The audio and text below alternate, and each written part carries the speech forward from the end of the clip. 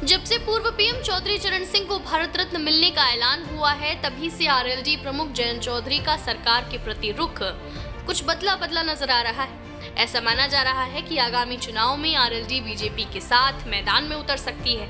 इसलिए सपा और कांग्रेस अपनी रणनीति में बदलाव के लिए मजबूर हो सकते हैं, क्योंकि अगर बीजेपी आरएलडी का गठबंधन हुआ तो आगामी चुनाव में सपा कांग्रेस की मुश्किलें बढ़ सकती हैं और ऐसे में सपा कांग्रेस के सामने अपनी रणनीति में बदलाव करने की जरूरत हो सकती है। जैसा कि पश्चिमी यूपी में आरएलडी की अच्छी पकड़ है, तो ऐसे में जाट समुदायों को अपने पाले में लाने के लिए सपा कांग्रेस को कड़ी मशक्कत करनी होगी। जैसा कि 2022 में पश्चिमी यूपी की सीटों पर सपा आरएलडी ने बीजेपी को कड़ी टक्कर दी थी और बीजेपी को 2017 के मुकाबले 2022 में कम सीटें मिली थी। कुछ राजनीतिक विश्लेषकों का ये भी मानना है कि अगर आरएलडी सपा के साथ रहती है तो इन सीटों के लिए सपा को सोचना नहीं पड़ेगा।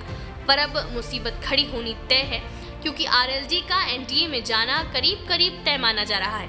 वैसे भी इन सीटों पर सपा खुद को कमजोर समझती है, इसलिए आरएलडी को 7 सीटें देने पर तैयार हो गई थी और उधर कांग्रेस पहले से ही यूपी में अपनी सीटों को लेकर परेशान थी और अब जयंत के जाने से कांग्रेस को फिर से माथापच्ची करनी पड़ सकती है। जयंत का एनडीए में जाना तय इसलिए माना जा रहा है क्योंकि जब से चौधरी चरण सिंह को भारत रत्न देने का ऐलान हुआ है, तब से जयंत बीजेपी और मोदी सरकार की जमकर तारीफ कर रहे हैं और मोदी सरकार में चौधरी चरण सिंह की झलक दिखने के बाद भी कह रहे हैं। खैर, अब सपा और कांग्रेस आगे क्या रणनीति बनाते हैं, ये देखना दिलचस्प होगा।